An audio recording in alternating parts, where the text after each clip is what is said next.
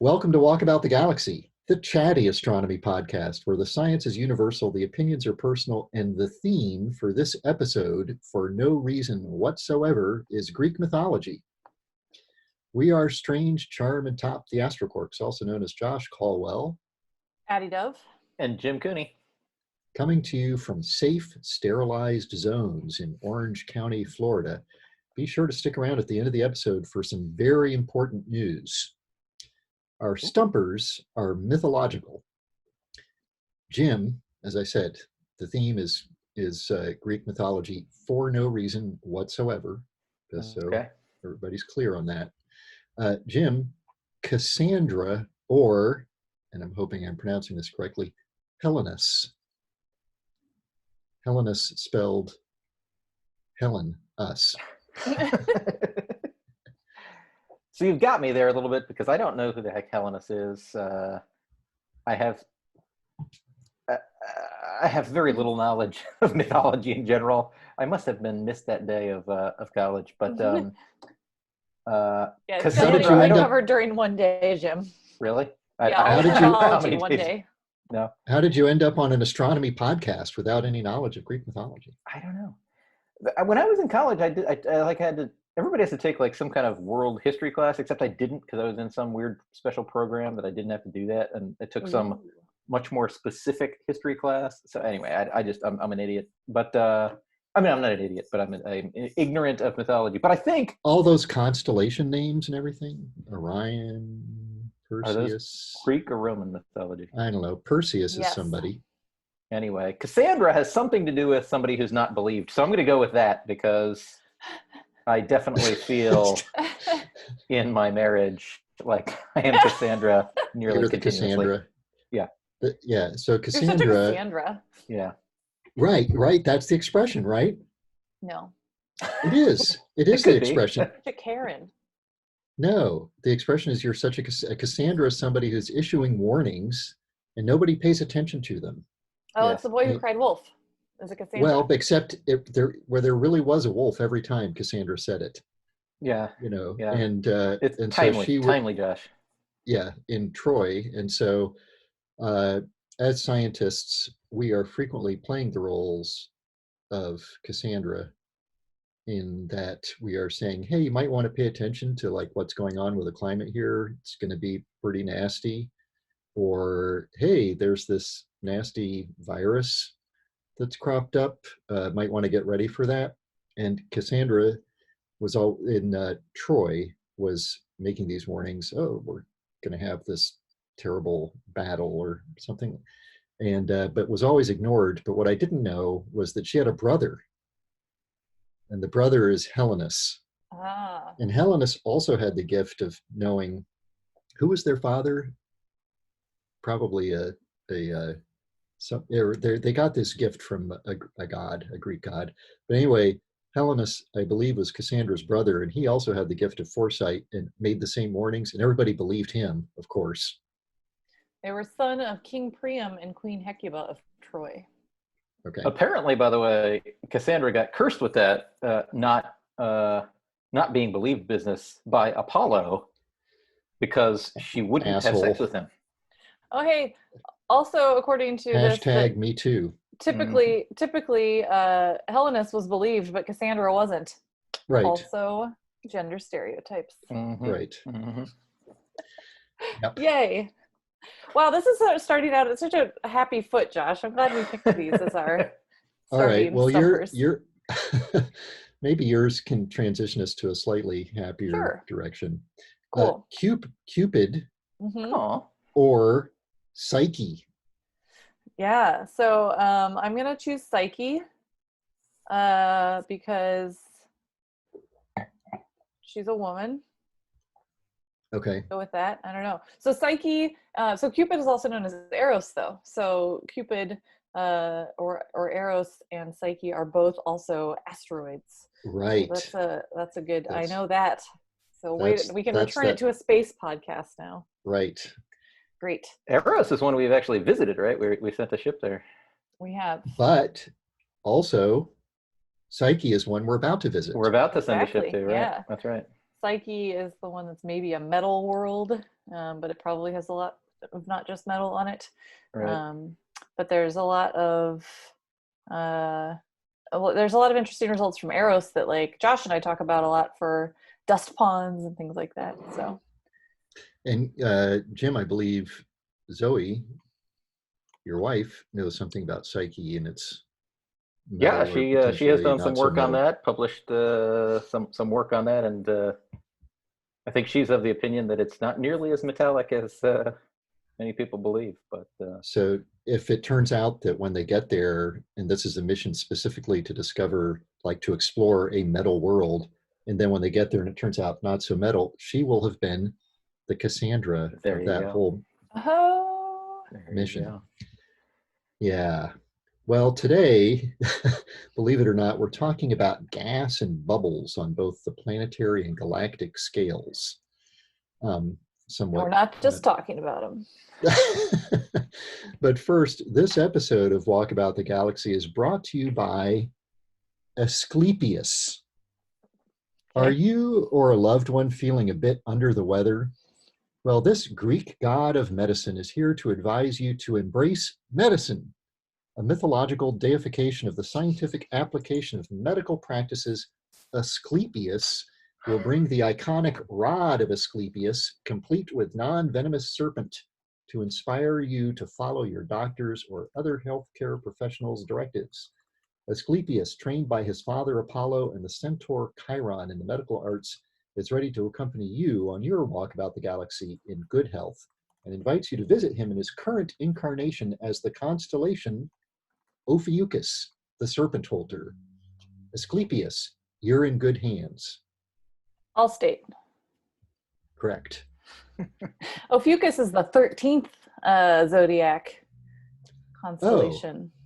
What does that mean exactly? It's like it's sort of where it is now is in sort of the ecliptic, so it's the 13th sign of zodiac, so it fits in between. Jim, where is it? I don't know where it is. Oh, But yes, yeah, you do. it's just a tiny part of it. Yeah, I mean, like, just like the north and south poles of Earth point to different places over the course of time, the Earth's equator also, well, moves around with the stars, and the ecliptic. I've confused myself. Well, I think you've confused everybody, so I that's cool. apologize. No, what I'm saying is not relevant to the discussion anyway. It's in between Sagittarius and Scorpius. Okay. It's right near there. So Okay. it's just above the ecliptic, but now like a little bit of it is down in the ecliptic. And so it's also But right this has to near do with the Scutum. precession of Earth's axis, right? So yeah. Yeah. I wish one of our birthdays was in that. Is nobody's got a birthday in that time range, but it'd be fun. It's like, what sign are you? Like Ophiuchus. It's like, hey, back off, man. I was just asking your sign. Good one. Well, we actually do have astronomy stuff, and as That's usual, astronomy. to get started, we can talk about space news. Space news. So there was a rocket launch yesterday or the day before, and I missed it because it was Time delayed. has no meaning anymore. But yeah. Could have been yesterday. Could have been the day before. I went outside to see it, and it was delayed at T-minus 46 seconds, and then it ended up going up about an hour and a half later, but I was on a Zoom meeting Oh, yay. at that time. Although I was on actually, campus. if I'm realizing that if I had just looked up from my Zoom meeting out the window here in my home office, I would have actually just seen it out the window. Oh, really? Yep. Nice view towards the east here.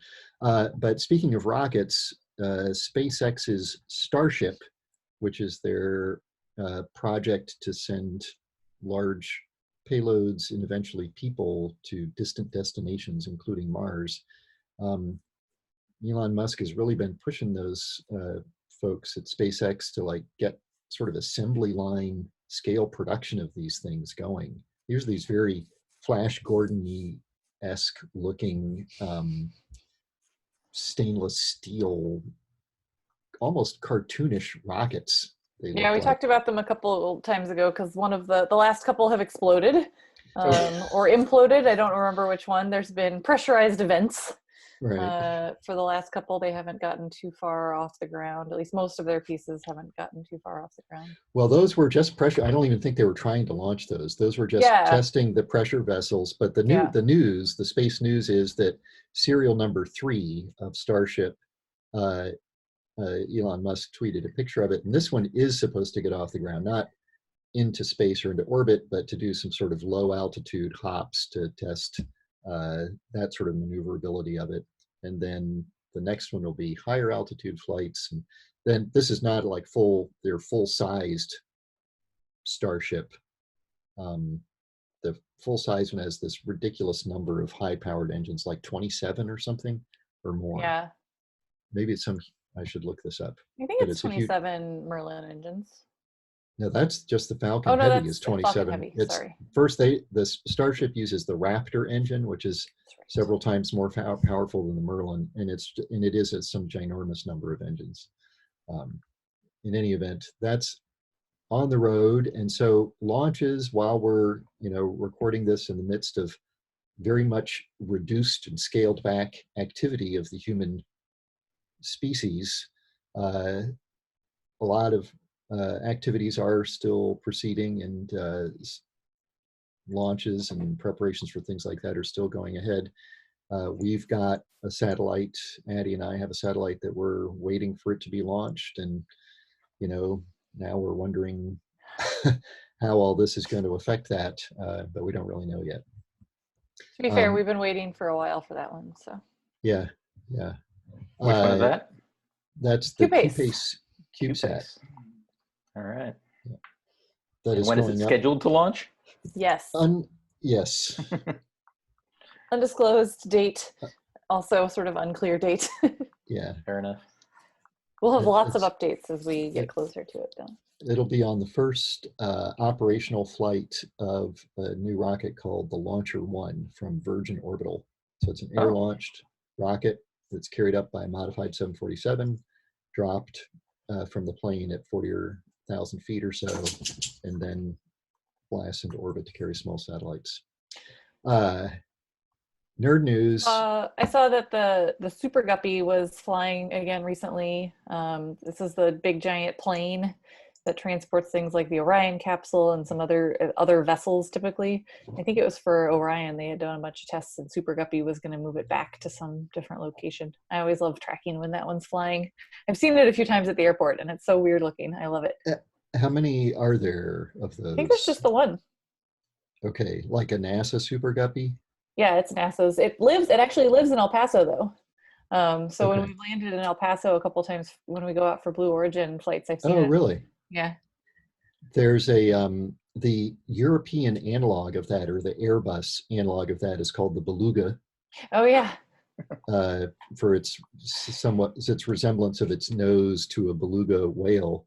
And when I lived for a year in Toulouse and then go there to visit sometimes, because Toulouse is where the final assembly of the Airbus airplanes takes place, those planes, you see them all the time in the sky, and if you're at the airport, transporting airplane parts from the different European countries that manufacture wings and fuselage parts and things like that to Toulouse for final assembly. It's a very funny looking airplane, like the Super Guppy. It doesn't look like something that should be up in the air.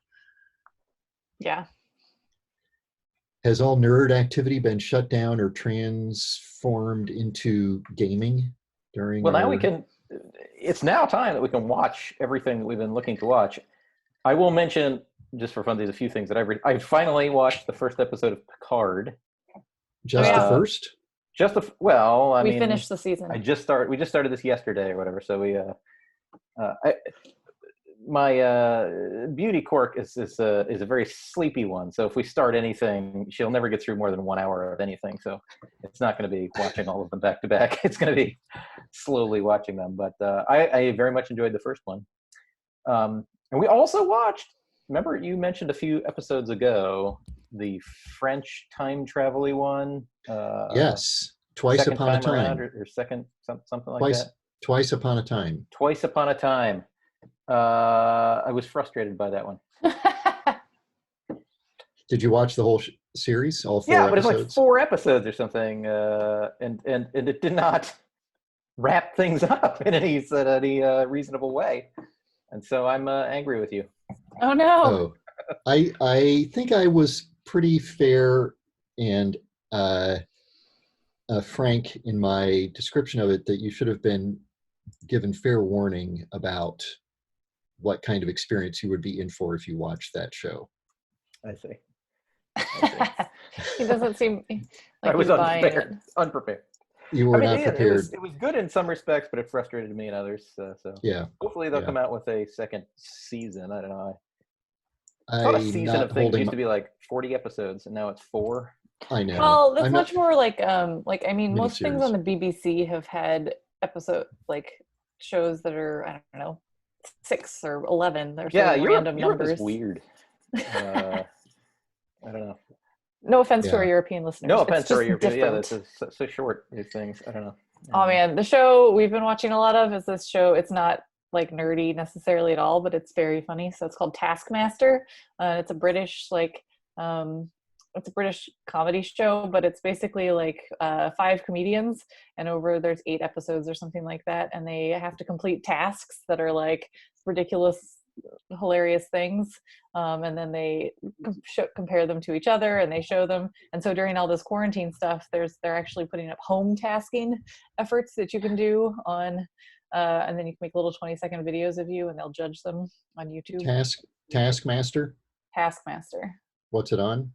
YouTube. Okay. I mean, it's on like Dave TV or something in not America. Okay.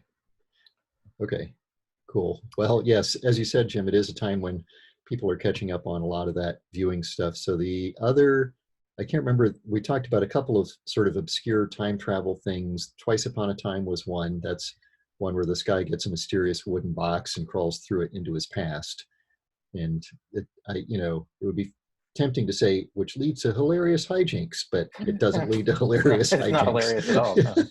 No. And then I can't remember. Oh, The Dark is a German one on Netflix that has some weird time travel aspects to it. And then there was another Cube related, if you go back, and this goes back a ways, like 25 years or something. There's a low budget Canadian sci-fi movie called Cube, which You had never seen Cube before? oh, I've seen it. Yeah, I saw it 25 okay. years ago. Yeah. Okay, yeah. Yeah, when you were a wee lass. I've seen it many times. Yeah, but the first time I saw it, you were a wee lass. That's true. I'm guessing. Probably. But Jim, have you seen that one? That might be a Cube related movie that you enjoy more than Twice Upon a Time, although it also does not exactly involve hilarious hijinks. No. I loved the fact that in the French one, that French for the cube was le cube. Le Cube. Le Cube. Le Cube. Have you seen the sequels to Cube? I have not. There are like there's one called Hypercube and one called something else. They're not as good. Okay. All right. They're different. Okay. Well, look out for that. I'm sure another thing I'm sure people are maybe second guessing their decision to spend their self-isolation time catching up on Walkabout the Galaxy right now. So why don't we actually move along, and we've killed enough time that I'm going to tell you what our trivia is going to be. Great. And then we'll get into our 2 science topics. One of our science topics has to do with the planet Uranus, and the other one has to do with the Milky Way galaxy and things cosmological. It does have to do with the Milky Way because we're in it, the Milky Way. Doesn't have to do with the Milky Way at all? Jim is shaking his head because he forgot this is an audio podcast and nobody can understand what he's saying. No. Because he's not saying it. Yeah. The difference between the scales of our galaxy and the scales in cosmology are like the difference between the scales of the galaxy and the scales of the planetary science, you know? Yeah, no, I know. I know it's not a galaxy scale bubble. Yeah.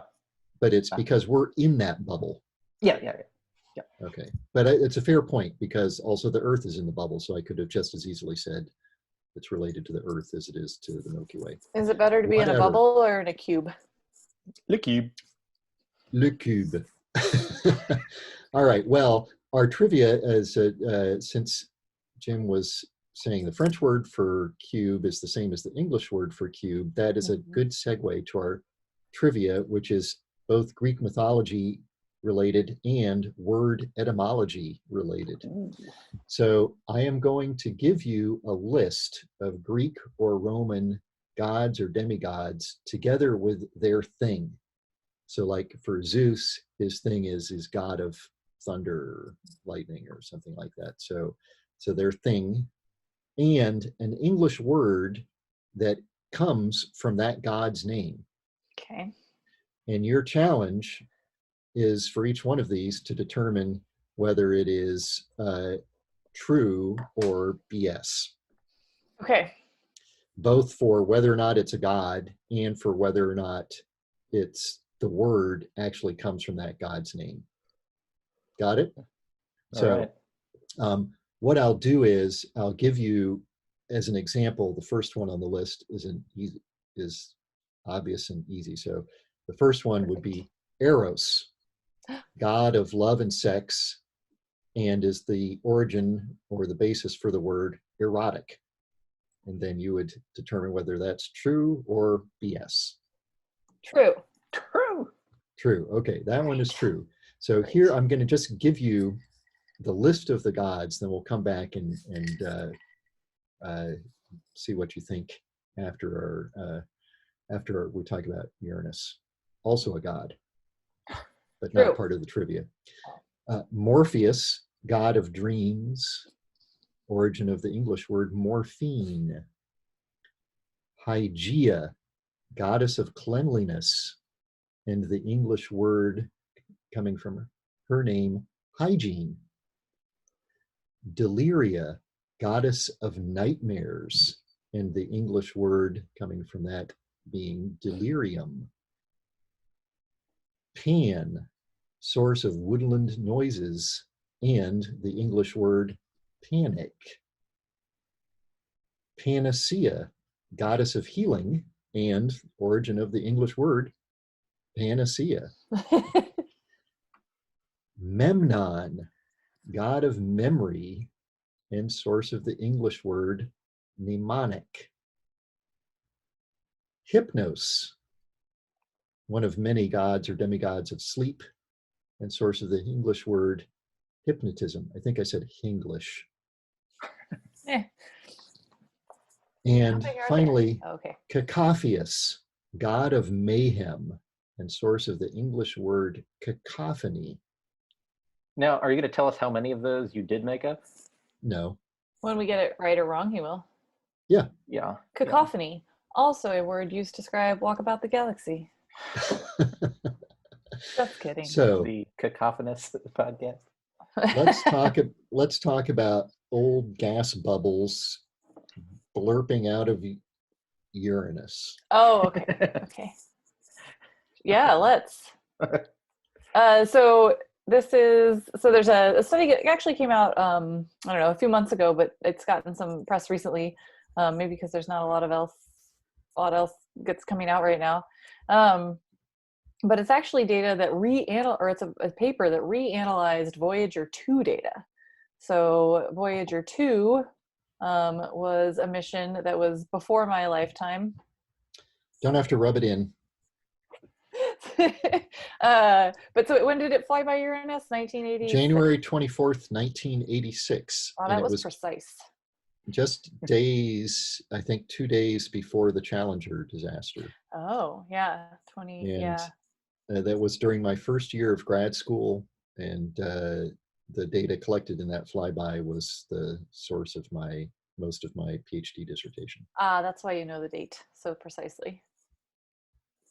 I knew it was 86, but I didn't realize that it was which day exactly. And it's just a day, because I mean, we had data from before and a little bit after, but it's a flyby and it goes zipping by at high speed, and that high speed is one of the reasons why this thing was missed for 30 years.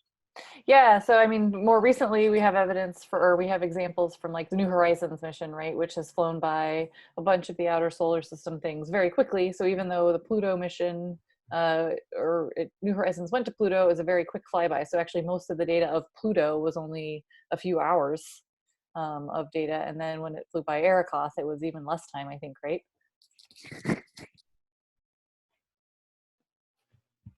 Well, yes. I mean, it had you're catching data as you're approaching it from the direction of the sun, so the object you're approaching is well illuminated and that sort of thing.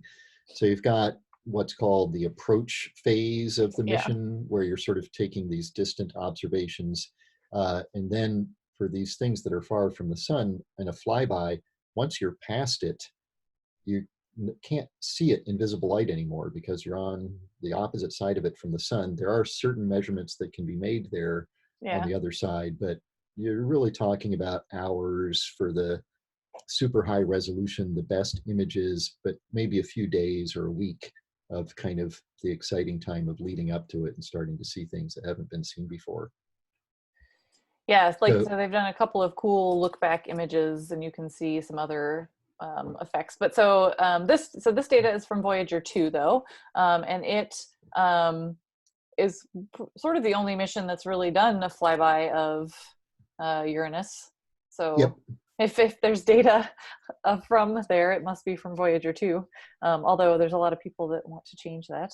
And basically, the folks were looking back at some archive data from Voyager 2, and looked more in depth and saw that there was this really interesting change in the magnetic field readings. So Voyager 2 has a bunch of different instruments that study sort of particles and fields, as we call them. So they study magnetic fields and electric fields and some of the charged particles and things like that that come from or that exist in our solar system.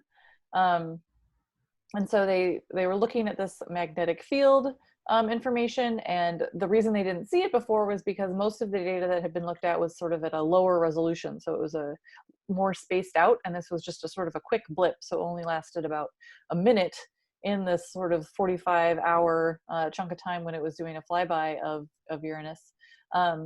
And so, but as a minute in time, right, is actually a pretty big feature if it's going very, very fast. And so they think that this is actually a blip of something called a plasmoid. Whoa, cool word. Yeah, what's a plasmoid? Well, I know you can treat it with preparation P. Ah, perfect. Yes, good one. Oh, I feel like preparation P is not a good name for anything. Yeah, okay. It just sounds like you're, I don't know. Anyway, so yeah, so a plasmoid is just a big bubble of plasma, sort of. Which is charged particles. So somehow these things like Uranus, like the Earth and the other big planets, has a significant magnetic field. And so think of a bar magnet and iron filings, except instead of iron filings, it's electrons and protons from the sun, but also can be coming off the top of the atmosphere. And the solar wind, which is these charged particles coming out from the sun, hits the magnetic field, and it kind of makes this teardrop shaped magnetosphere around the planet. And then apparently at the tail end of that teardrop, every now and then a plasmoid can plop off, and sort of a drop of a bubble filled with charged particles goes drifting out in the solar wind. And it seems that Voyager 2 flew through one of those things. And as you said, Addie, even though it was only a minute, because it was going so fast, the size that it traveled in that 1 minute was like the distance from here to the moon. Oh wow! So the scale of the plasmoid, at least, that they're estimating from this, I don't know if that's the distance traveled or not, but the scale of the plasmoid that they're estimating from this is about 400,000 kilometers, which is the distance from the Earth to the moon. And you just see this little blip in the magnetic field. It's following this nice trend, and then it suddenly gets stronger in the sort of north direction, and then it gets stronger in the south direction, then it comes back to normal. And those magnetic fields perturbations have been really important clues for discovering lots of things. That's in fact how the geysers erupting from Saturn's moon Enceladus were first discovered. Yeah. So it's pretty cool. And Uranus has this crazy complicated geometry of its magnetic field. It's the so first. The rotation axis is tilted basically 90. It's like 98 degrees, but 90, which is maybe where the band got its name. I don't know, but on its side. Do you guys remember 98 degrees? So good. That went right over my head. I have no idea what you're talking about. It's a boy band. It's a boy band from when I was a young lass. Okay. That's dated. I'm not. She as- still I'm has not so posters di- on her wall of 98 degrees. I never had 98 degrees posters. Anyway, but so it's tilted at 98 degrees. So it has first of all like really interesting seasons and things like that as it goes around the sun. But then the magnetic field is like almost 90 degrees to it's like 6 degrees or something. It's With respect to the rotation axis, and it's also like most of the time magnetic field of the Earth and Jupiter and Saturn are sort of at the center, like you can think of it as a bar magnet at the center of the planet. But with Uranus, it's like sort of off to the side, sort of closer to the outer edge because of the way it's probably formed, and it's at a weird angle with respect to the rotation axis. So there's all sorts of really crazy cool effects that come from the sort of twisty nature of its magnetic field as it goes around the sun. NASA released a very cool animation of the magnetic field of Uranus rotating with this crazy rotation of the planet. So we'll put a link up to that on all of our various linky places that we have that we'll tell you about at the end of the show. So we have all sorts of linky places that we can show these things. You say leaky places? Linky. Oh, okay. Linky. Okay, good. Yeah. I thought we were tying back into Uranus's gas for a second. Yeah. So that's pretty cool, and it's also highlights one of the things about these missions is we spend a lot of money to build these spacecraft and send them out on their way and operate them on their way, and they generally return a huge amount of data sort of faster than we can really handle at the time. And this is a discovery that was made decades after the measurements were taken, and that's cool, but it's also a little bit sad because one of the reasons is because once the spacecraft is flown by, people sort of lose interest in spending very much money to pay people to analyze the data, even though that was the whole point of going there in the first place. Yeah.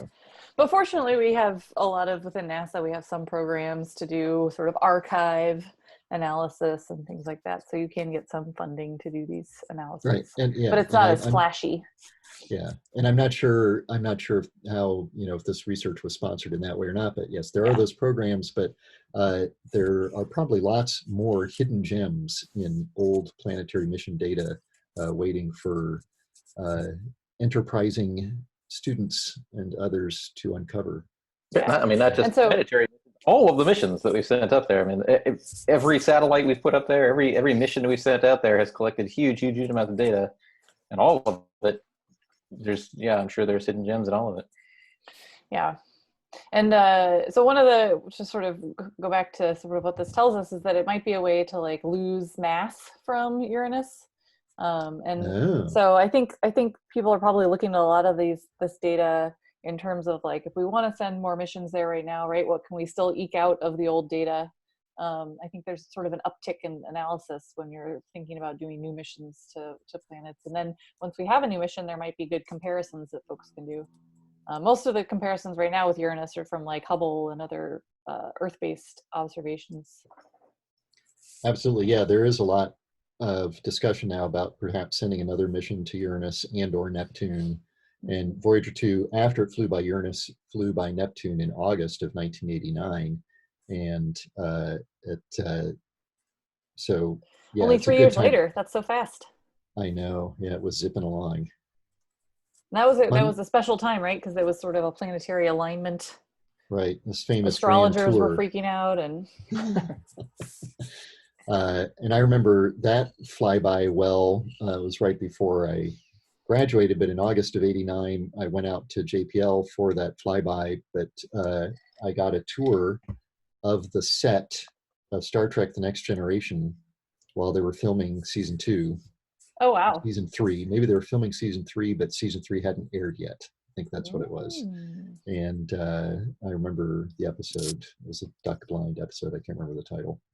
Wow. But that was super fun. I got a personalized tour of the whole soundstage. That's what I remember about the Voyager II flyby of Neptune. I was about to say.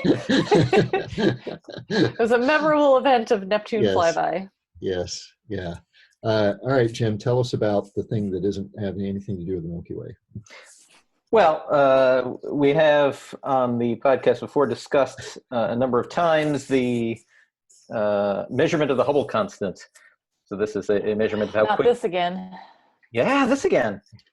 This keeps coming up because it's a fascinating. It's one of these open questions in physics and cosmology and astronomy that we keep coming back to because we desperately want an answer for it. Right. This is the issue where the Hubble constant is a measure of how quickly the universe is expanding, and our two big, powerful ways of measuring it, that is by looking at objects near us and seeing how far they're moving away from us, and by careful analyzation of the cosmic microwave background. Those two different ways. Analyzation? Nope. Analyzation. Analysis. No. Analyzation is something you do if you've got too many plasmoids around Uranus. Oh, what? It's not a word. Is that a word? No. Are you serious? Are we serious? Are you being a Cassandra right now, Josh? No. Analyzation. Okay. Analysis. There you go. Analysis of the cosmic microwave background data. There's two different ways of measuring the Hubble constant come up with very different results.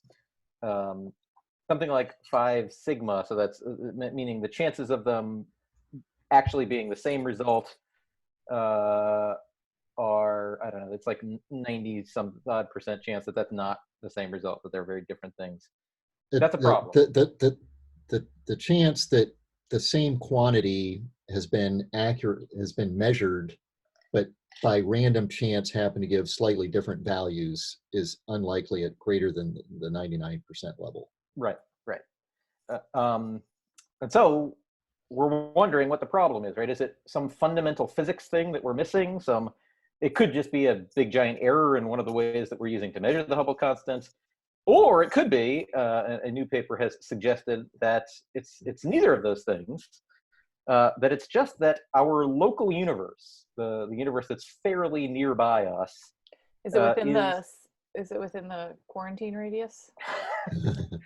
Yes, nobody in the local universe should be out. Okay. But here, local universe means something like 40 megaparsecs. What is that in like? A parsec is about 3 light years, and a megaparsec is 1 million parsecs. So this is 30 or 3. What did I just say? 40. 40 mega, so like 100 million light years. So 100 million light years. So yeah, a bubble of that radius surrounding us, that region of the universe seems maybe underdense. So that is, we live in kind of a social distancing amongst the galaxies. Right, exactly. So, you look at the universe, there is some average density of all the stuff. You'd have all the mass divided by all the volume in the universe. It could be that we're living in a spot of the universe that just happens to be a kind of bubble of underdensity. There isn't as much stuff in our section of the universe that there is in the universe on average. And what that would do is it would screw up your measurement of the Hubble constant using things that are nearby.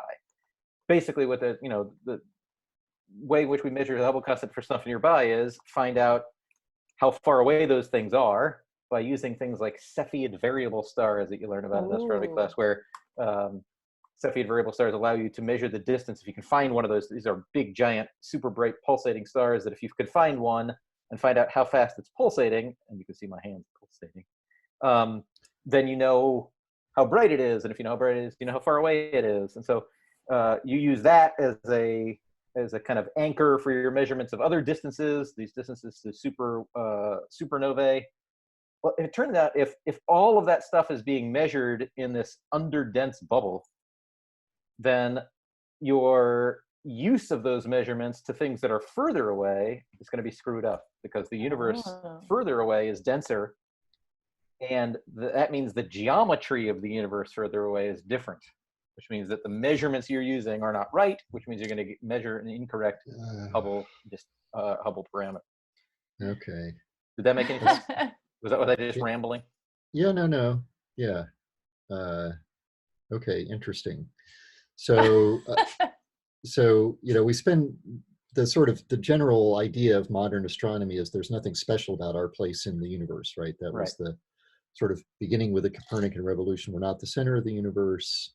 We're not the center of the galaxy. We're not. Yeah, we're there's these things called solar systems. We're not at the center of it. Then there's things called galaxies. We're not at the center of that. And there's this thing called the universe. We're not at the center of that. And everything is the same everywhere is sort of the easiest first assumption that we make. Right. And that is kind of an underlying assumption of a lot of the stuff that we do. Right. Is that things are the same here as they are everywhere else and vice versa.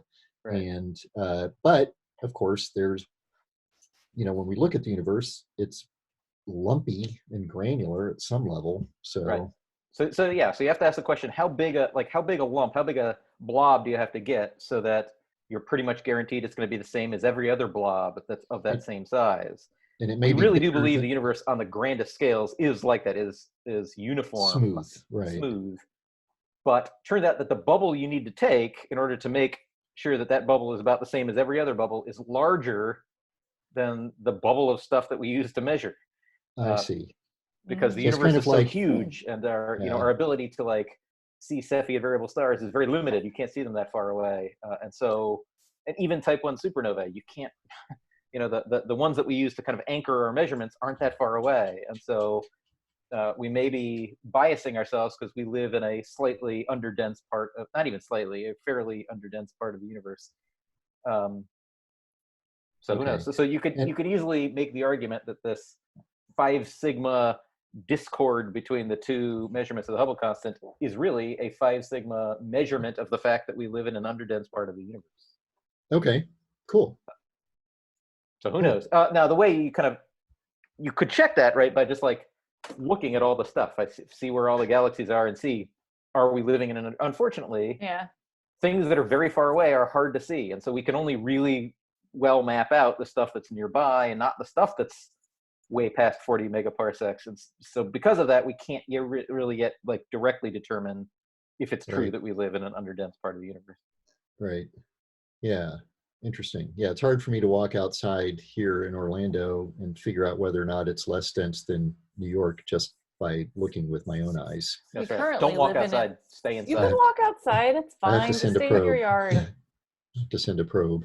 You can walk outside. It's fine. Yes. Walk outside. Don't go far. So if that's the case, what would be the appropriate value for the Hubble constant, or what would be the answer for the age of the universe? It would be the one based on the more distant measurements.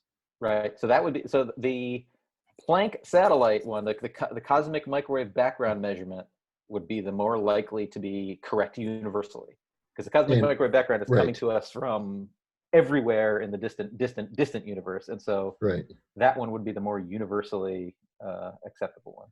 Right. And that's still at about 13.8 billion years for the time since the Big Bang. Give or take, yeah. Yeah, and of course, none of this is going to change that by a huge amount, but by maybe a billion years here or there, which, I guess that's a lot of time. Get something done. That's nothing to sneeze at. Yeah. Well, let's see what you guys think about these Greek gods and or Roman gods. Morpheus. So Morpheus is first up. Morpheus, god of dreams. English word morphine. True or false? True. False. It is true. Hygeia, and Morpheus is Roman. Okay. There's a lot of gods of sleepy, dreamy stuff, and he's one of like 50 or something. Okay. But anyway, Hygeia, goddess of cleanliness. English word hygiene. True. False. It is true. Aha. The score is 1-1. 1-1. I knew that one. Deliria, goddess of nightmares. English word delirium. BS. False. You are both correct. Yes. It is BS. And on both counts, it is neither a real goddess nor obviously not the source of the word. Pan. Are any of these real gods, but not the source of the word? Maybe. Oh. So, yeah. Okay. I'm not at liberty to disclose that information. We'll find out by the end. Pan, source of woodland noises. English word panic. I'm going false. True. It is true. I know Pan is a god. I didn't know it was the source of the word panic. Because Pan is also a satellite. Because back in those days, you hear those noises, there's something in the woods. Yeah. I still do that. What were we going to say about it? Oh, the satellite at the natural satellite of Saturn and one of the moons of Saturn. One of my favorite objects. One of in your the solar favorites, yeah. system The super macaroni cool. shaped one or whatever that is a ravioli. Ravioli. Ravioli. That's Jeez, the Jim. macaroni, Macaroni. ravioli, whatever. It's the ravioli moon of Saturn. Now So I'm Addie's in hungry. the lead 3-2, I think. Yep. Something like that. Panacea, goddess of healing, English word, panacea. True. True. You are both correct. I saw that one recently. Memnon, god of memory, English word, mnemonic. True. False. It is false. Jim pulls into a tie. Memnon is a real character. In Greek mythology, he was an Ethiopian king and the son of Eos, who was the goddess of the dawn, but he was not a god of anything, not a god of memory, and not related to mnemonic. Hypnos, god of sleep, English word, hypnotism. That sounds good, but I feel like I'm going to go true though. It sounds real. True. You're both correct. Fun fact, Hypnos's brother is Thanatos, god of death, like Thanos. I'm kind of thinking that's our nerd connection. Good job. There, Thanatos. And finally, tiebreaker. They call Thanatosis? Cacophilus, god of mayhem, English word cacophony. BS. BS. You're both correct. I fooled each of you once, I think. Yeah. But you did both very well, and you ended in a tie. Tie. High five. Well done. Even though Jim said he was poo-pooing his knowledge of Greek mythology, but look, you're so knowledgeable. At least you can smell Greek mythology BS from 40 megaparsecs away. Well, while it may have felt like the length of time since you were last within 2 meters of another person, it was just another episode of Walk About the Galaxy. If you liked this episode of Walk About the Galaxy, write us the review in the form of a tale of the Greek gods, because that would be really cool. Be sure to like us on Facebook to get all our updates, and check out our website at walkaboutthegalaxy.com. Subscribe to our YouTube channel, Walk About the Galaxy, where you can see Jim and Addie mimicking plasmoids and bubbles and things like that. Catch up on old episodes wherever you get your podcasts. Follow us on Twitter at walk_the_galaxy. And ask us questions anywhere using hashtag walkaboutthegalaxy. Our theme music was composed by Richard Jerusik. Production assistance is provided by Diego Rodriguez and Jillian Gloria. Thanks to our listeners everywhere battling COVID-19. Keep calm and walk about on. I'm Josh Caldwell. I'm Addie Dove. And I'm Jim Cooney. We're the Astroquarks, signing off until the next episode of Walk About the Galaxy. Plasmoid.